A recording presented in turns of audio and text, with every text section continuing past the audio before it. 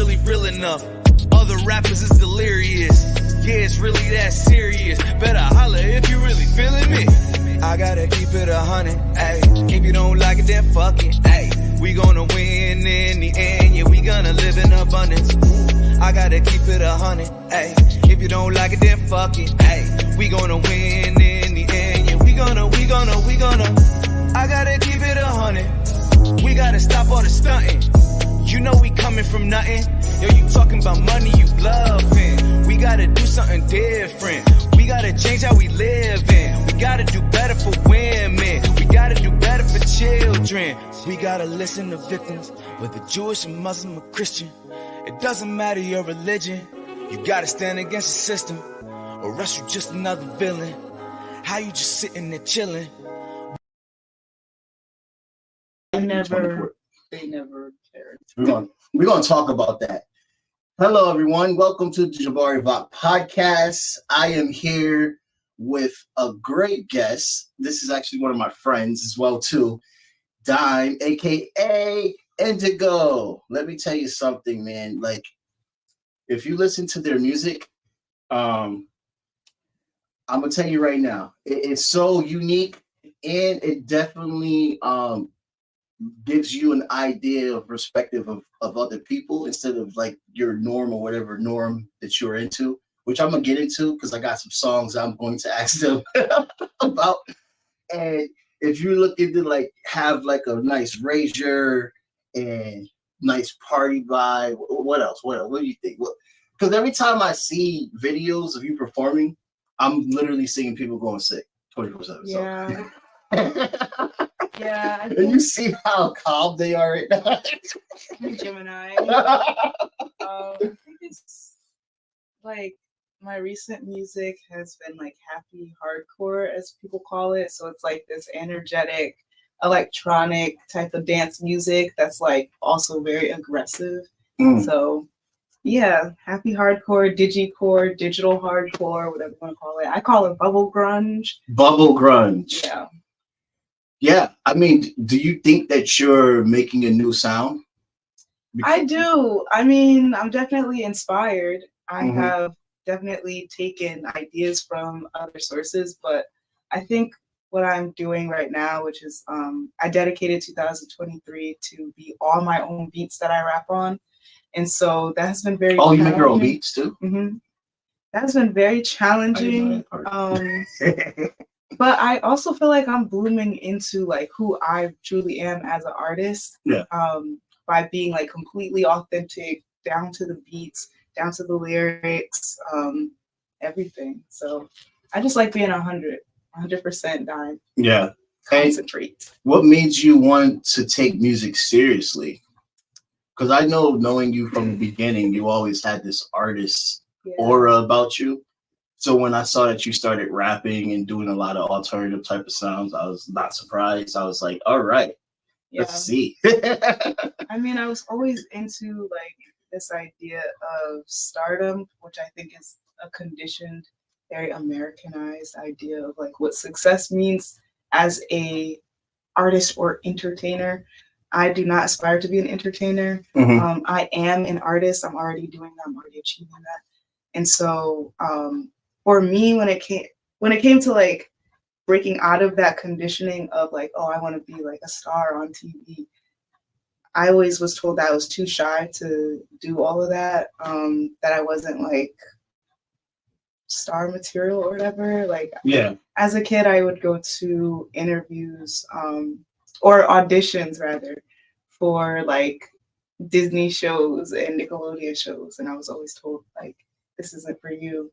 What inspired me to still take up space on stage was, for one, spoken word poetry introduced me to like what it's like to have a stage presence, and introduced me to like the theatrical aspects of expression.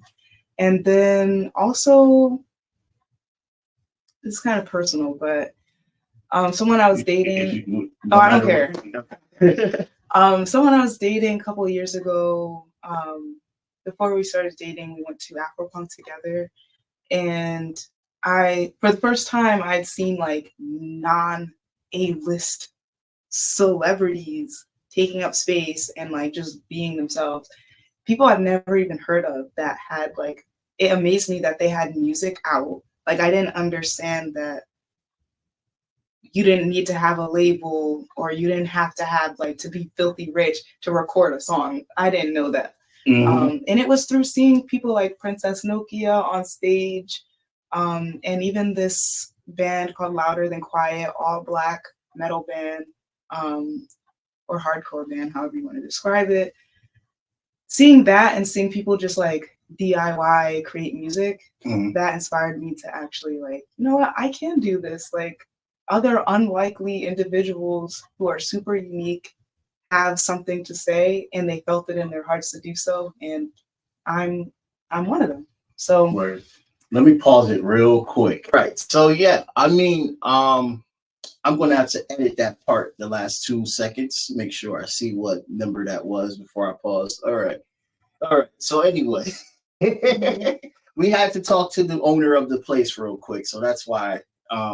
So I want to know, like, what is your writing process? There's a lot of different ways. People have written, people write to the beat, people write first and then they find a beat, or people wait for shit to go down and then they write, and then they, what is your creative process? All of the above. So I definitely have an archive in my voice memos of half-written songs, choruses, hooks that I think are really cool. And sometimes if I'm like, you know what, I feel like making music today, let me see if there's something old that I want to like create and manifest, I'll do that. Sometimes I'll get an idea for like a cool beginning of the song and I'm like, okay, I'm going to keep writing to this. And then like, I make my own beats, so I have a stockpile of those. I'll go into my GarageBand and be like, which one would match? Or more often than not, I just create the beat from scratch. And then as I'm creating it, I'm thinking of like, it would sound cool, this, that, and the other. And so, yeah, that's the most common way I do it. Right. All three. So what was your process? I'm going to start with the big one. Okay. I've listened to this song multiple times. And let me tell you something. I love how unapologetic you are, because people that know I have like a very different range of music. I go from hardcore hip hop or to post metal, from post metal to pop, from pop to like pop rock, or from pop rock go up to Afro beats, funk music. And no one can really put my perspective and personality into one genre. So I love that about you, about how you're also similar in that way, and you're like creating your own freaking sound, and you're to the point where your perspective might freak out the straight cis people very much. And I love this song that you have called "White Boy Making Preparations for My Reparations." Yeah. Could you tell me, how did this fucking song come to be? By the way, it's a classic, right? I love the Breaking Bad, the Breaking Bad snippet at the end and everything. I think that's fucking like great and shit like that. So, so I got these white boys making preparations for my reparations, and Breaking Bad are two separate songs that I decided they should become one song, or like two puzzle pieces being put together. I don't remember the process because that was years ago I wrote that. But I just remember those words. I was like, that would be hot on a song. That would be like so off the charts. Just like, you know what? I remember just thinking about revolution, what Black folks are owed. And I was like, you know what? These white boys be flirting with me sometimes. And it's like, I'm trying to kind of like, I'm trying to like get what's mine. So I'm like, you know what? I got these white boys whipped. They want me so bad. I got them making preparations for my So yeah, it's kind of like a twist on like, being chased by or hypersexualized by like white boys, and kind of like turning that in my favor in some way. It's like, Yeah, I mean, it's raunchy. Like it's Yeah. supposed to be provocative and weird. Right. So yeah. it's really good. It's really creative too. I like the wordplay on it. I've never heard anyone say that. So I was like, this is interesting.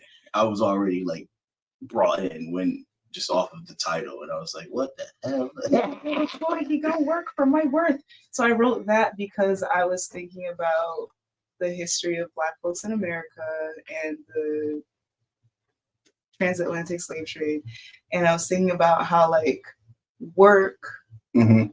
like our labor was turned into profit for not for us but for another group of people, for white folks, white America. And so I was kind of like, what does it mean to flip that around instead of like my work or my labor being turned into profit for someone else? What if his work, like the white boy making reparations for my reparations, his labor in turn becomes like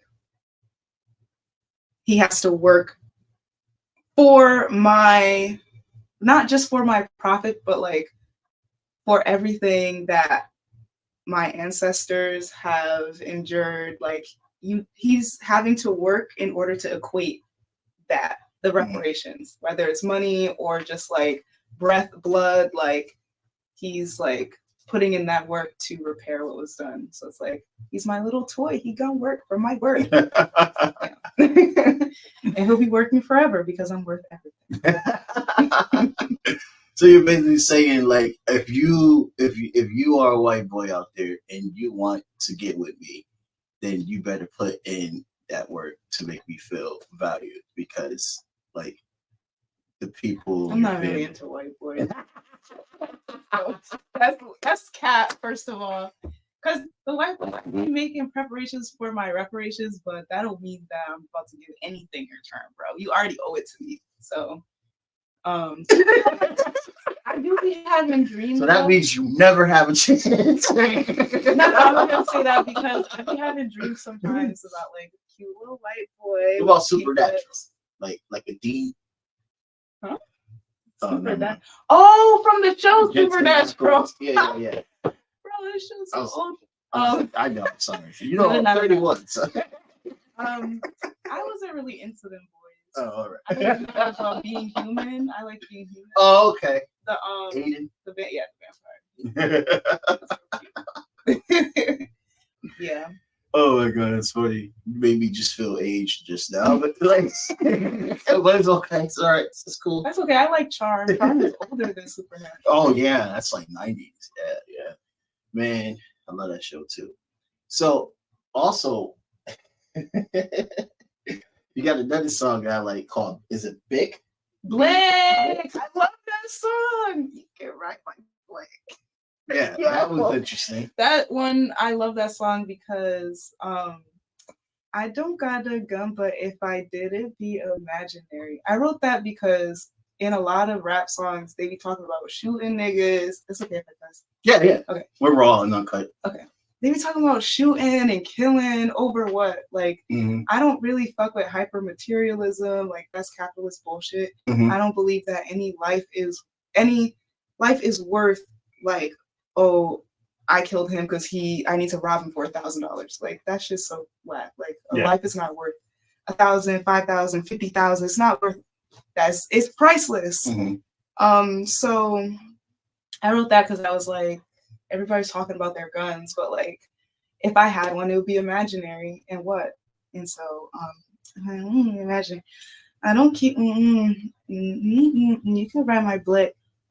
It's kind of like a sexy song too, because it's like, you know, that aggression of like, if you don't fuck with me, then fuck you back. But like, also we can have fun with that, and like, you can ride my Blick, which is like gun, but also not a gun. Like, I'm pretty sure y'all out there realize what I'm actually talking about. Yeah. Okay. Yeah. So like, so is this so basically you wanted to capture talking about gun violence in our community, and also talking about empowering yourself and being like in a sexual way? Yeah. It's like, you know what? I'm cute. Like come at me if you want, but like at the end of the day, that's not where the power is. Like power is in like self-confidence and like walking in this world in your truth. And so like yeah, as long as everyone walks, as long as everyone kind of like does what they do to feel joy and do their best at that, I really think we could achieve world peace. But also that's like the optimistic part of my brain is so far away right now. Like I'm really mostly a pessimist. Well, you know, optimism is great to have. It is. Hard it's to hope. keep, you know, but it's a little sliver. Yeah. I mean that's definitely something that like my partner is more pessimistic than I am, and I'm more optimistic, clearly. And you know, we clash on that sometimes, but it also helps her feel like, hey, you know what, like maybe the motherfucker's right. You know, maybe I should just be like, oh God. 24/7, you know what I mean? But I'm also like, oh God, 24/7 on certain topics as well too. And she's also optimistic on certain topics as well. And I get mad because it's always opposite. I'm like, oh, but you're okay with that. Like, you know, like I think it's a balance, but it's hard, especially the older you get too. I'm starting to realize when you start seeing. Like you already know this when you're just already out paying bills by yourself and all this stuff like that. You should start getting more pessimistic just off of like cars. And it's like when you're younger, you're kind of like farther away from the picture. Like think of society or like even adulting as a painting on the wall.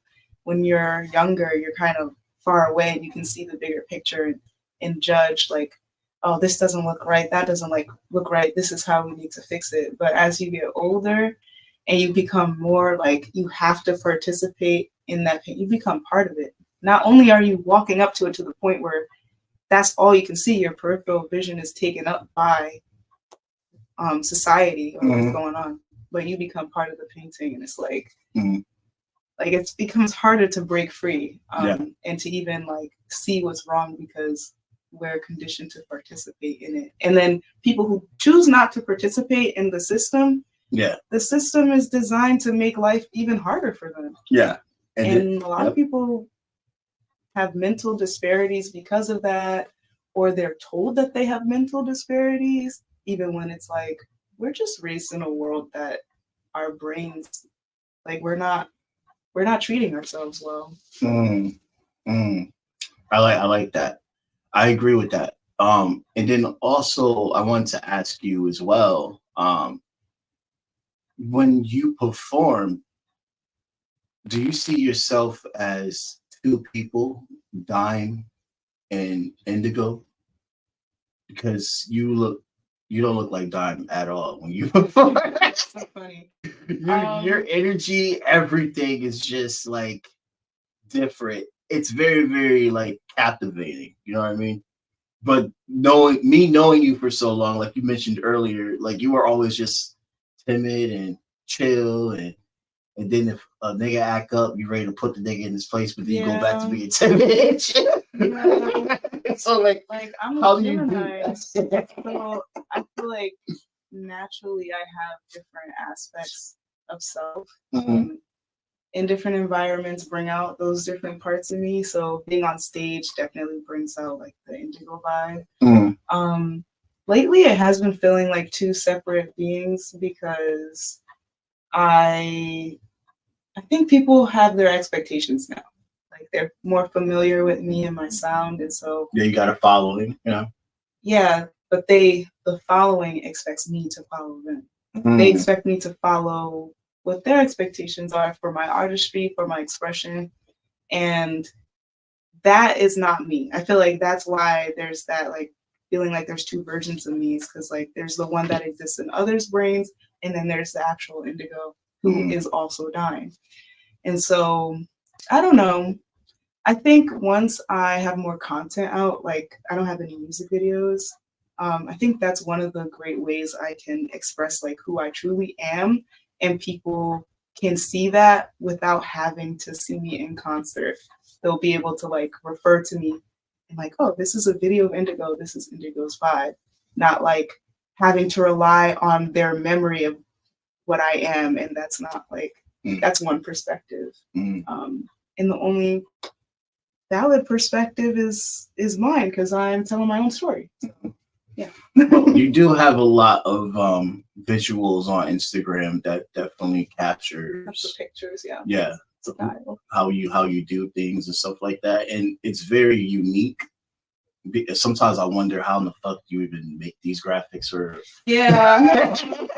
I do a lot of my own, like designing the pictures, but also when I host my events, I always make my own flyers. Nice. And I do everything from scratch. Like, very creative, yeah. I go on Procreate and I create the So you don't use the characters. You use Procreate? No, I don't use Canva. I use Procreate and I use PixArt. That's it. Don't tell the secrets now. No, actually, I don't like to gatekeep. PixArt is great. You pay $50 for a whole year, and you can edit videos, you can edit pictures, you can make flyers. Like, it's really worth it to me. Like, as a graphic designer, I get to just like do everything from my phone and my iPad. Maybe you like, can give me a tour vlogging. because I'm looking to change. I use Canva for now, and I feel like I'm very I feel like it's cool, like yeah. I'm contained with yeah, Canva. it's too cut paste, like templated. Right. There's not a lot of creative wiggle room. Yeah. So PixArt is really great. Did you go to school for that, or are you just self-taught? Kinda. I did journalism in college, so they taught us like graphic design a little bit. Motherfucker. But but other than that, not really. Just self-taught. I don't know like Photoshop like that. Okay. Yeah, I mean, because like it's really nice, and I was wondering if you were signed, but you're not signed. You're I'm not independent? signed. I do have a collab right now with a label, but there's no paperwork. Who's the collab? Fake 4, Chesky Ramos. Oh, nice! Shout out to Chesky. I won a hip hop award with that guy. Oh yeah? Yeah, with Jahan Nostra. They did the song That's called cool. El Chapo, and I was one of the freelance, not freelance. I was one of the producers for like the connection producer, whatever it's called. I was the one that helped bring the activists that they had in the video and made the connections of where the building was going to be and stuff like that. And then we went to Harlem and we won a hip hop award there. And then they also won hip hop awards around the country as well too. It was pretty. Vanessa was a part of it too. Carrie's partner, Vanessa, if you remember. I'll show you a picture of her later. She was a part of it as well too. Really, really dope. I never got to meet Chesky though. I saw him perform 3 times, but I never got to meet him yet. He's a sweetheart, super charming, and like, yeah, just like dope at what he does. A lot of people like him. I'm excited about the collab. It's a EP. They have like a couple of, I think it's 4 of us, 4 underground artists from Connecticut that put together small EPs, which will be available on Bandcamp next month. Nice. What date? Be sure to send me that link because this video should be out before then, but I'll just update it when it comes out and let people know. Oh, that's fire. Yeah, there's gonna be new music from me up there, unreleased stuff. Yeah, it's gonna be cool. Cute. Cool. Look at you. You fucking doing it, yo. Like I'm trying. I've been taking it slow though. I feel like that's what you know how I know you're doing it when I look at your content and I get jealous sometimes. I'm like, what the fuck am I doing? That's me. But that's how musicians are. Instagram is. Yeah.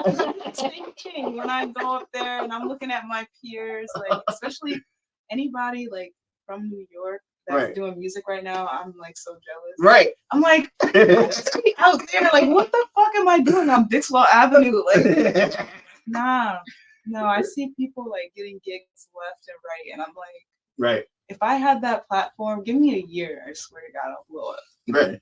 Well, it's good. I do see that on your Instagram following, it has.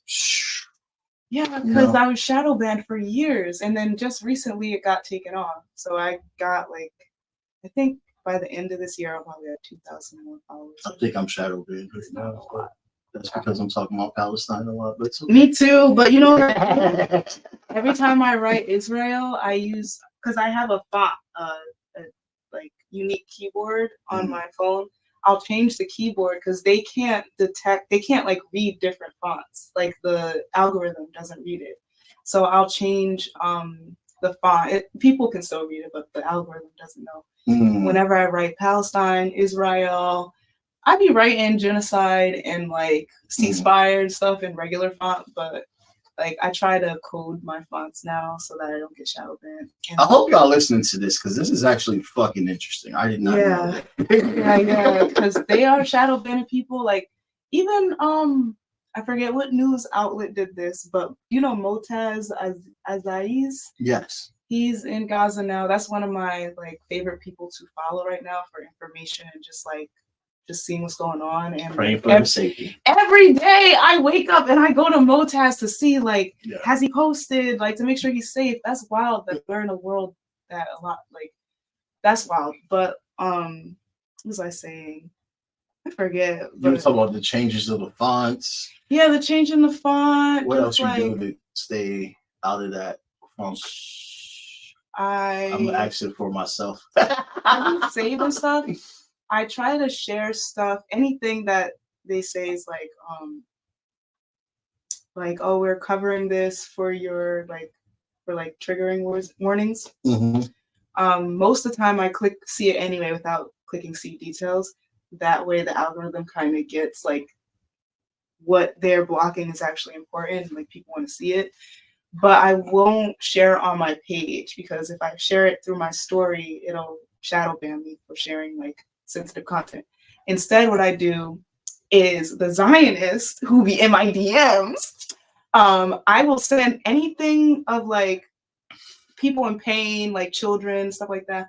I send those videos to them. That way the algorithm gets like this thing is being shared, but I'm sending it privately and I'm sending it to people that like I'm trying to hit people's empathy. Some people be in my DMs like acting stupid and I'm like, do you even see these videos? So I just every time I see one, share to the Zionists. And for the algorithm, they're like, okay, push this content more. And it protects my account from being shadow banned because I'm not like posting it to my thing. I'm putting it privately. Do you mind a pop culture question? It's kind of related. Have you ever heard the man Andrew Tate? Oh, okay. That's wild. I don't be knowing anything. Nah, I don't know. Well, we'll talk about that off camera. Because if you knew about it, I don't need to talk about him if you don't know about him. So we will talk about him later. You'll know who he is off camera. But what I'm saying is that we know a lot of Muslim people. And I think it's very important that we center Muslim voices. I'm starting to notice that a lot of people don't know how many Muslim friends that they actually have. And they don't realize that. I noticed that with a few artists that I know, that they were just like, oh, I didn't know so-and-so and so-and-so and so-and-so. That these are people that they knew for years. I didn't know they were Muslim. I'm like, well, yeah, because they don't push their religion on you like the Christians do. No offense. My dad's a pastor. I can talk junk about Christians. So like, I don't think people realize the Zionists is who I'm basically referring to. I don't think they realize here in the States, the Zionists here in the States, I don't think they realize who they're hurting with this harsh, ignorant, not understanding how this colonial state was established type of vibe. Like they don't get it, and they don't get who they're hurting. Like it's just like our grandpas that are transphobic as fuck don't realize that their kids are fucking trans. And shit. They don't realize who they're hurting. So I wanted to open up the conversation with that, but we'll do that off camera. So, you have this other joint. Moving on to your catalog that I really like as well too, called Numb. Oh. Yeah. That it's kind of dark, but you know. You notice that. That's good because you know it's a sad song actually, but the beat is very upbeat. But if you listen to the words, it's like it's like a sad ass song. I wrote that whole album except Are You was already done. So not that was my next question. Phantom and Numb I wrote in Distress in like the same day. So Definitely some sensitivity there. Numb is about being so overwhelmed with emotion that the emotions kind of just leave the body, or like just about shutting down under emotional stress. So like just feeling so emotional that I'm actually numb. So yeah, it's kind of like, I'm smoking to get rid of to like cloud my mind so that I don't have to think about what is upsetting me. Like I'm smoking on that Zaza or whatever, everything's fine, but also like deep down I know like I'm some healing because I'm feeling pretty. Yeah. It was pretty dope how you did it. I listened to it a few times to get a full understanding of what you were talking about. Do you think a lot of people don't notice that message in it when you perform it and stuff like that? I've only performed it a couple times, so I don't know. My dad said that he really liked the song, so maybe it does go over some people's heads. But I think enough people realize that the song is sad. I've had some reactions that are kind of like, okay, they realize there's kind of like a solace to it. It's like content with the emotional upset. Who's your inspiration? I'd say I'm super inspired by Princess Nokia. I really love her lyricism. Also, I respect her as an artist and revolutionary. She's always been super open about her stance politically, socially. And a lot of people try to shit on her, but I think she's fire. And people shit on her all the time. I fucking haven't noticed. The reasons I they might shit start on her, noticing now. Yeah, bro. They are saying things like she's not actually black. What? And that she like is like, what do you call it? Like black baiting her fans, like pretending to be black. But like you got people on YouTube pulling up pictures, which there aren't a lot, pulling up pictures of her mother who passed away, trying to see her skin tone. And I'm like, y'all don't have nothing better to do than to pick at this girl, like who's trying her best. But yeah, I like Princess Nokia. People gatekeep very hard. Now, is she black or is she mixed? She's mixed. She's half Puerto Rican and half black. Her mother, according to her words, her mother is black Puerto Rican, or was black Puerto Rican. And so she was, her father's white Puerto Rican. And after her mom passed, she was raised Taino. So her foster mother was indigenous Puerto Rican. And so she was raised within that tradition of like the indigenous ways. And people were trying to say that, because that's not her bloodline, that she doesn't have any entitlement to like calling herself Taino, Afro-Latino. I'm like, bro, she's literally Puerto Rican. It's called colorism on a high level. Very strong colorism. And people color, we gotta stop doing that shit. We literally have to. Right? If there's anything that irks me is when people are trying to take away your identity because it doesn't fit what they think black is or what they think Puerto Rican is, and you don't even know what Taino is. You don't. So just, like, wow. Unless you go and talk to Taino people, and have a conversation, right? And learn. But yeah, I love Princess Nokia. I feel like another huge inspiration of mine is Lustig Puppy, who's from New York. They do like digital hardcore music. I created White Boys Making Preparations for My Reparations. I was in a kind of band, like a duo band thing, making electronic music with someone, and they introduced me to Lustig. But I already knew Lustig through their visual art. So you met them? I've met them, but that wasn't the time I met them. Okay. I like found out, or I followed them for their visual art. Then I found out they did music, and we pulled up to a concert. Time of my life, absolutely amazing. And then like over the years, it's been like a year or two since I was introduced to their music, and I've met them a couple times since then. Said hi. Yeah. Hopefully we have a show together in the future. We've talked about it a couple times. Nice. That's really dope to see someone that inspires you and able to talk to them and vibe with them, you know. Mm-hmm. Also, Ruggy Rugs, huge inspiration from New Jersey. I'm organizing a show with them on December 9th. Look at you working with people that you fucking love. I've been curating these shows, trying to bring artists out from once a month. I do shows where I bring an artist from out of state to perform with artists from Connecticut. And so we've done artists from Boston, we've done artists from New York. Next is New Jersey and Philly. And then, I don't know, from there. I'm trying to get a venue space. Like, I'm tired of hitting up venues, begging them for space once a month. What is up with Connecticut? The venues. And then, I don't know if I'm like shadow banned from the underground, but like, there's 2 underground venues I've reached out to, or 1 actually, that I've reached out to multiple times, no response. And then another one recently that just came out of the ashes like a phoenix because it was gone before, now it's back.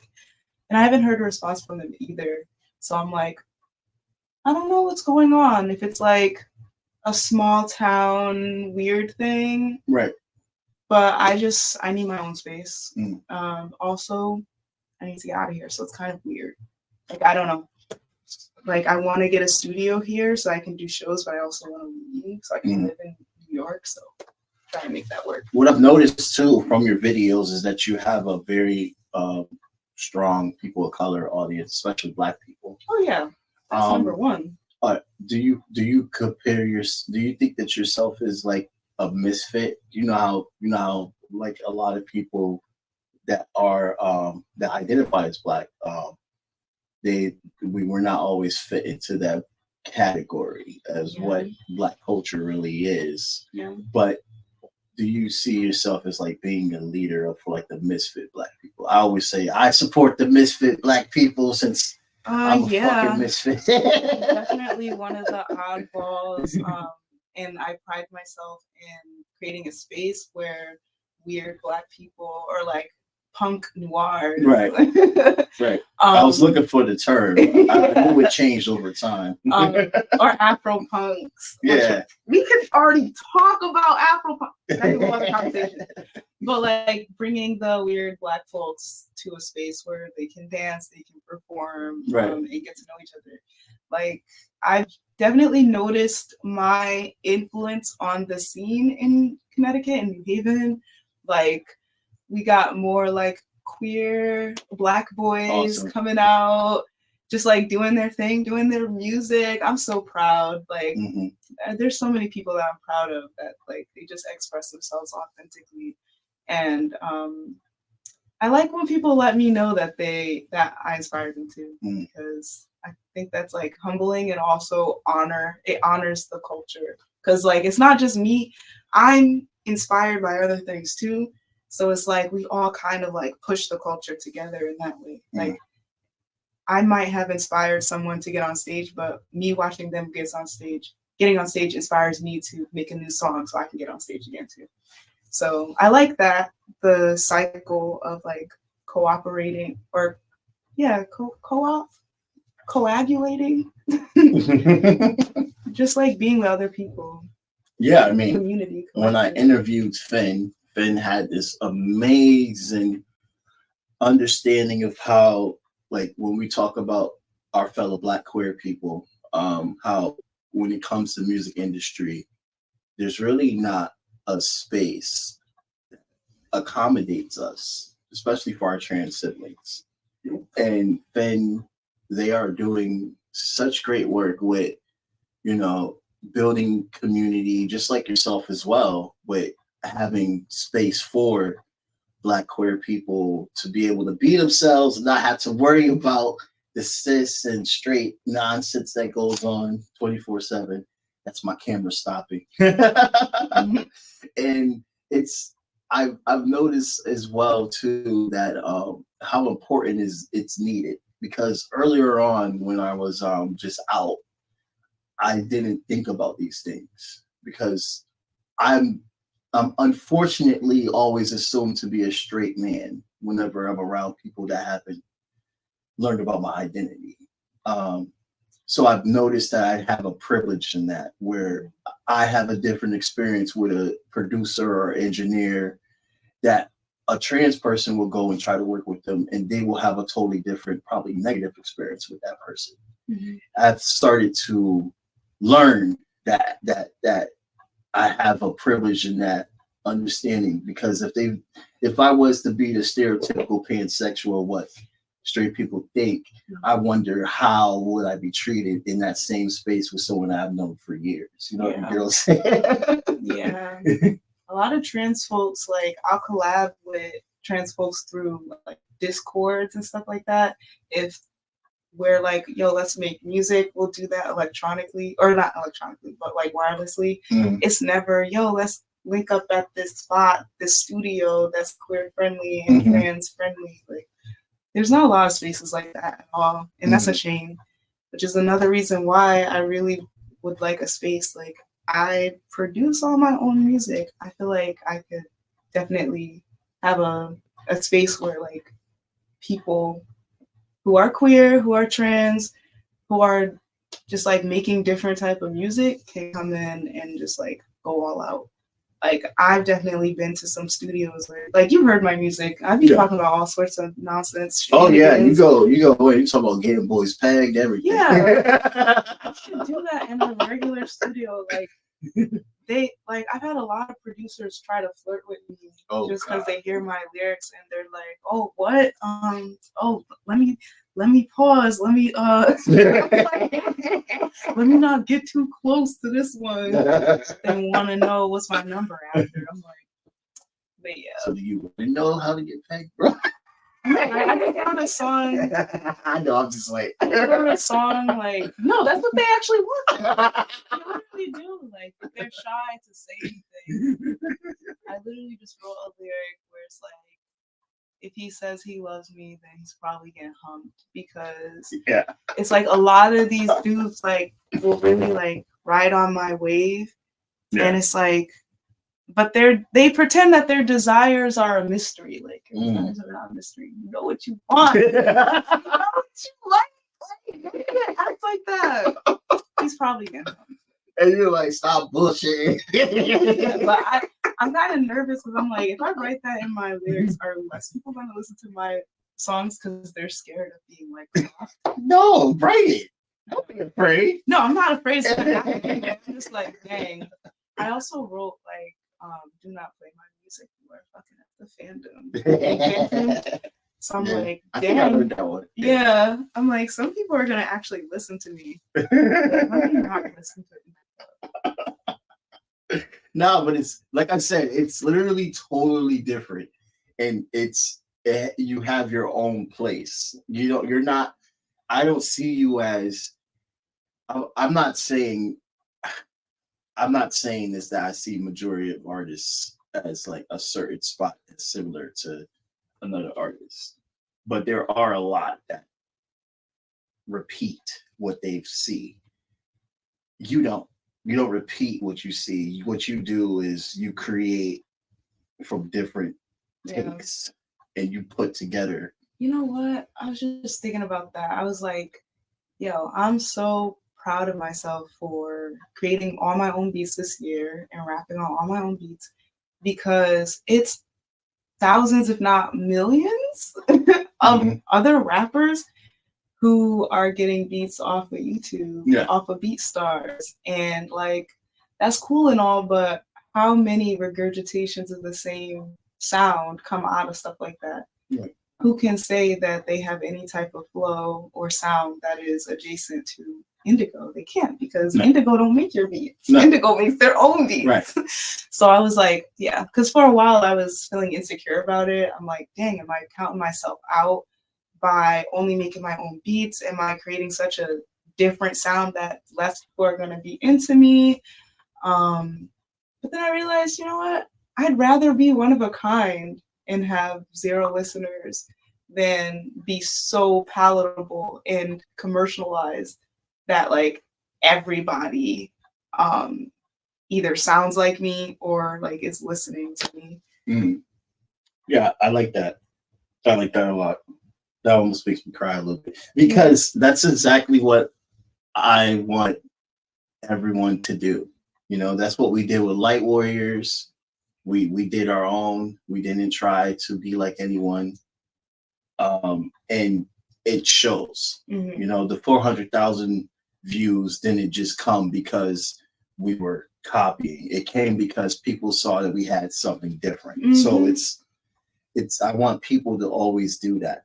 That's why I have this podcast. That's one of the reasons why I have this podcast when I talk with artists, because I want to get this into people's head 24/7. I know it sounds repetitive at this point because you're like the 100 artists I've ever interviewed, but I'm just gonna keep saying it, man. Do you?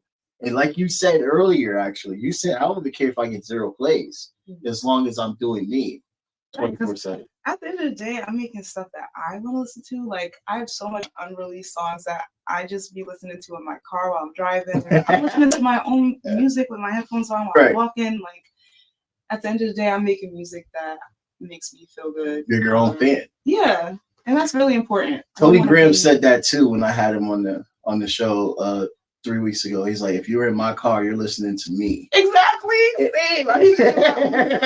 My friends be like, okay, this is familiar. Like, yeah, it's my voice. And he'd be sending text messages to people, hey, you heard this? Or if there's... I'll be shy to do that. I'm so shy to send text blasts. Because I used to send text blasts for my events. Don't be shy. No, one of my favorite people, like, I sent a text blast for an event, and they messaged back, stop.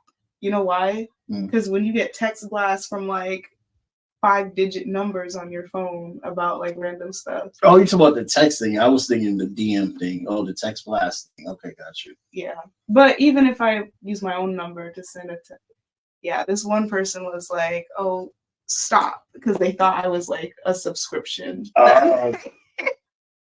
They subscribed to me, but I'm like, no, I'm just letting you know my event. Oh my God. I'm like wary about texting people about stuff. I definitely I use my event pages to blast people through the DM when things are coming. Like the app follower. Have you done that? No, not that. Doesn't really work well. I want to recommend. Followers? Yeah, now you can on Facebook for your page, like your music page, you can put @follower where it just tags all your followers. Oh, I never seen that. Onto your posts. I don't use Facebook enough. Yeah, Facebook's. I'm about done with it anyway. So TikTok, babe. That's the way for me right now. Yeah, it's very informative. Any topic, I've just looked it up. Like yesterday, I had that insurance problem. I looked up insurance scam. Why is Progressive so sucky? I found mad videos that made me feel friends. Like, yeah, Progressive sucks. We all know. So we're running out of time now. This was really, really good. I got my last question for you. Okay. What is next for Indigaux for 2024? Oh my goodness. Okay. So I really want to be intentional about my music output next year. Music videos. Like music videos. I probably gonna be releasing new stuff too, but like videos for old songs, videos for recent songs. Is coming. I'm about to start doing at-home concerts. So I'll just be like on my couch performing some new songs and then posting that on YouTube, on my YouTube channel. So it's gonna be a lot more video content. Like I said, I want people to have like receipts to who Indigaux is, other than just my Instagram, because I don't even trust the gram. Trying to like wean myself. No, fuck Instagram. I'm trying to wean myself off of that platform. Yeah, is that your biggest following? Instagram? Actually, Tumblr is. I have like 12,000 followers on Tumblr. That's right. You was Tumblr as well. Yeah. Did I meet you on Tumblr? It was YouTube. Oh, okay. And then my Tumblr was where all my like witchy stuff was, but I flipped that and now it's about music. But yeah, just videos, new music. Yeah, that's pretty much it. High Fae Vibes is my new event series where I'm bringing out-of-state artists to perform with Connecticut artists. at dance parties and like experimental underground music vibes. So that's great. Also, Punk Noir is coming back next year. I'm working on making it a 3-day festival. Nice. So yeah, applying for You grants. got some shit going down. I'm applying for grants. And trying to get a space, an event space, and also relocating to Brooklyn. So if you know of a sublet, a cheap sublet, $950 to $1,100 for You're a room. leaving New Haven. For a sublet, if you're looking for a roommate in Brooklyn, hit me up. Y'all gonna take one of my friends. Yeah, I'll be back. I have a car. 2 cats, cat friendly, 420 friendly, neurodivergent friendly, because I have ADHD and a little bit of bipolar too. So we're chilling. Which you just reminded me, we're talking about the funding. Shouts out to the New Haven Arts Council for funding this project. Literally, the camera is because of you guys. The laptop is because of you guys. That camera is because of you guys. You guys are freaking awesome. Awesome. The space is because of you guys. Thank you, New Haven Arts Council. I should have said that earlier. Oh, Arts Council, what's up? Thank you for the equipment. This is great. Yeah, so I'm gonna tell you right now, Arts Council is definitely like always there for the community. Shouts out to every freaking person on staff that looking for talent, looking for people that have to share their arts. Beautiful. Should have said that earlier. Saying it now. So thank you so much, Indigaux, for coming out to talk to me in this secluded area. Thank you for having me. This was pleasant. Yeah. I would love to have you back on next year after you do all your projects and stuff. Maybe in the summertime or whenever, or before your festival or something like that. Maybe I'll even just pull up, just cover your festival. Oh my god, that'd be so cool. Freaking interview during your festival. I actually like, you know what I mean? asked you to be interviewing artists live. That'd be fire. Oh yeah, send them my way. You know, I gotta meet Chesky. I haven't met you yet. We won an award together, bro. That's crazy. So this is Jabbar. This is Jabari Bach Podcast. I'm here with Indigaux. Check out their music. It's on SoundCloud. Where else? SoundCloud, Spotify, all platforms. All platforms. But if you want all the juicy stuff, most of my songs are on SoundCloud. Okay. The juicy stuff is on SoundCloud. So everything that we discussed earlier. I don't want to repeat it, but dude, dope artists right here. Literally their own lane. Yeah. I want to say New Haven legend right now, but I've been told to save that for later on with artists. But you're definitely a New Haven icon. Like you are. Everybody knows you. Yeah. Everybody freaking knows you, dude. Like the theater the other day, this person was like, I was like, like it's happening. Hi, I'm waving at you now. Hi. And we are out. Have a really good